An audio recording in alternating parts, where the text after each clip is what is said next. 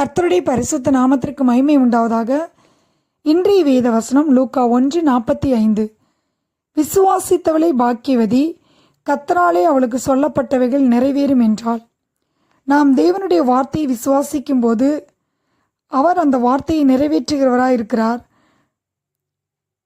நம்முடைய விசுவாசம் நம்மை பாக்கியவான்களாக மாற்றும்.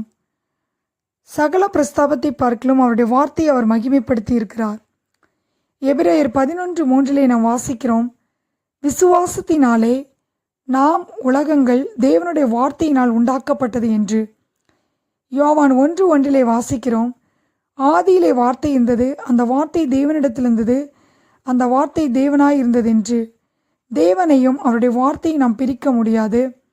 நம்மையும் இந்த உலகத்தில் உண்டான எல்லாவற்றையும் அவருடைய வார்த்தையினாலே அவர் உண்டாக்கினார். அவருடைய வார்த்தை நம்முடைய வாழ்க்கையை மாற்றும், நமக்கு அற்புதங்களை செய்யும். நம்முடைய சூழ்நிலைகள் சாதகமாய் இருந்தாலும் இல்லாவிட்டாலும் கர்த்தருடைய வார்த்தை நம்முடைய வாழ்க்கையிலே நிறைவேறும். மத்தேயு 24:35 வாசிக்கிறோம், வானமும் பூமியும் ஒளிந்து போகும், என் வார்த்தைகளை ஒளிந்து போவதில்லை என்று இயேசு கிறிஸ்து சொல்வதை பார்க்கிறோம். ஆம் பிரியமானவர்களே, மனிதர்கள் தன்னுடைய வார்த்தையை நிறைவேற்றாமல் போயிருக்கலாம். ஆனால் ஆண்டவர் அவருடைய வார்த்தையை நிறைவேற்றுவதிலே அவர் உண்மையுள்ளவராய் இருக்கிறார். 1:9 வாசிக்கிறோம், நம்மை அழைத்த தேவன் உண்மையுள்ளவர். எபிரேயர் 10:23 வாசிக்கிறோம், அவர் வாக்குத்தத்தம் பண்ணினதிலே அவர் உண்மையுள்ளவராய் இருக்கிறார். அவர் வாக்கு கொடுத்ததை நமக்கு நிறைவேற்றுவதிலே அவர் உண்மையுள்ளவராய் இருக்கிறார். அவர் பொய் சொல்ல ஒரு மனிதன் அல்ல, மனமாற மனபுத்திரன் அல்ல. அவர் சொல்லியும் செய்யாமல் இருக்க மாட்டார். நம்முடைய வாழ்க்கையில் அவர் வசனித்து நிறைவேற்றாமல் இருக்க மாட்டார்.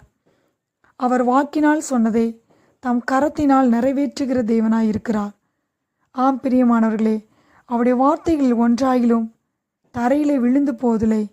எசேக்கியேல் 12:28 வாசிக்கிறோம், ஆகையால் என் வார்த்தைகளில் ஒன்றாகிலும் இனி தாமதிப்பதில்லை என்று கர்த்தராகிய ஆண்டவர் உரைக்கிறார் என்று. அவர் சொன்ன வார்த்தை நிறைவேறும்.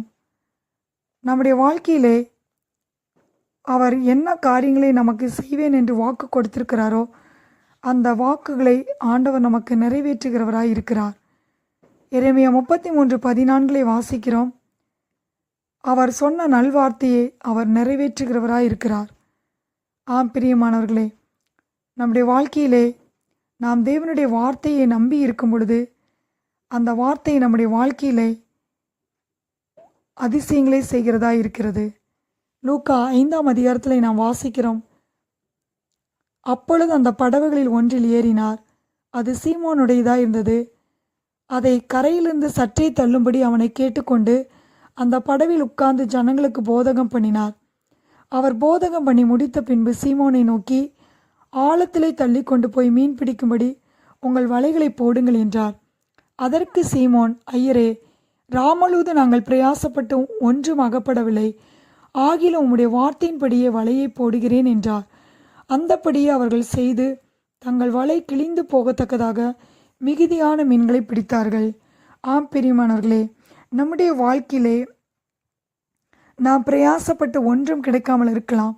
ஆனால் நம்முடைய விசுவாசத்தை நாம் தேவனுடைய வார்த்தையின் மேல் வைக்கும்போது, தேவனுடைய வார்த்தைக்கு நாம் கீழ்ப்படியும் பொழுது, அந்த வார்த்தையின் படியே நாம் செய்யும் பொழுது நம்முடைய வாழ்க்கையில் அவர் மிகுதியான ஆசீர்வாதங்களை கொடுக்கிறவராய் இருக்கிறார். லூக்கா 1:45 விசுவாசித்தவளை பாக்கியவதி, கர்த்தராலே அவளுக்கு சொல்லப்பட்டவைகள் நிறைவேறும் என்று அந்த வார்த்தையை ஆண்டவர் நம்முடைய வாழ்க்கையிலே நமக்கு நிறைவேற்றுவார். விசுவாசிக்கிற நாம் பாக்கியவதிகளாய் இருக்கிறோம். கர்த்தராலே சொல்லப்பட்டவைகள் நம்முடைய வாழ்க்கையிலே நிறைவேறும். கர்த்தர் தாமே இந்த வார்த்தைகளை ஆசீர்வதிப்பாராக. ஆமேன்.